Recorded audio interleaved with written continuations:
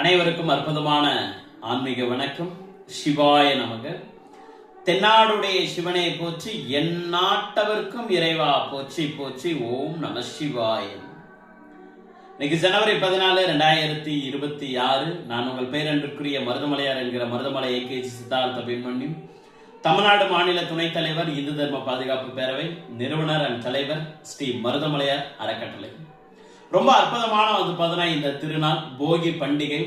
உலகமெங்கும் வாழக்கூடிய அனைத்து இந்துக்களுக்கும், என்னுடைய சகோதர சகோதரிகள், உற்றார் உறவினர்கள், மாமா மச்சாங்கள் எல்லாருக்கும் இந்துக்கள் ஆகிய உங்கள் அனைவருக்கும் என்னுடைய இனிய போகி பண்டிகை திருநாள் நல்வாழ்த்துக்கள். பழையன கழிதலும் புதியன புகுதலும் அப்படின்ற மாதிரி உங்களுடைய வாழ்க்கையில் இருக்கக்கூடிய கஷ்டங்கள், துக்கங்கள், அழுகைகள், வலிகள், கடன்கள் எல்லாம் தீர்ந்து புதியது ஒரு வாழ்க்கை உங்க எல்லாருடைய வாழ்க்கையிலும் அமைய உங்களை மனப்பூர்வமா வாழ்த்தி ஆசீர்வதிக்கிற மனமார்ந்த நல்வாழ்த்துக்கள்.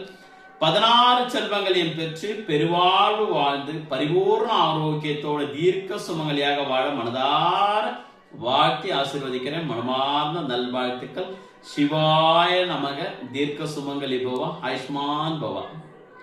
நாளைக்கு அற்புதமான தைப்பொங்கல். தை பிறந்தால் வழி பிறக்கும். கட்டாயம் உங்க எல்லாருக்கும் வழி பிறக்க இருக்கு.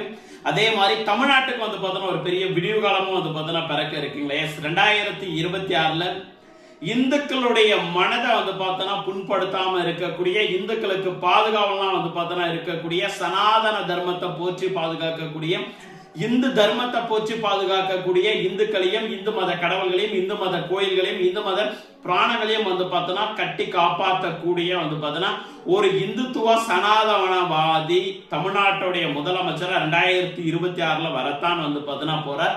அவரை தேர்ந்தெடுக்க வேண்டிய பொறுப்பு நமக்கு அதிகமாவே இருக்கு. இந்துக்களாகிய நம்மளுக்கு நிறைய இருக்கு. சோ ஒவ்வொரு இந்துக்களும் இந்த தை தினத்துல நம்ம சபதம் எடுப்போம்.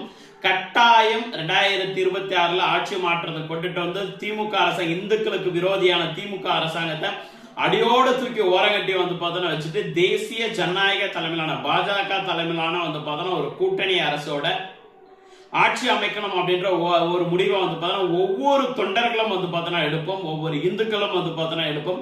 பாஜக தொண்டர்களா இருந்தாலும் சரி, இல்ல அதிமுக தொண்டர்களா இருந்தாலும் சரி, இல்ல இந்துக்களா இருந்தாலும் சரி, கட்டாயம் ஒரு முடிவு எடுப்போம்.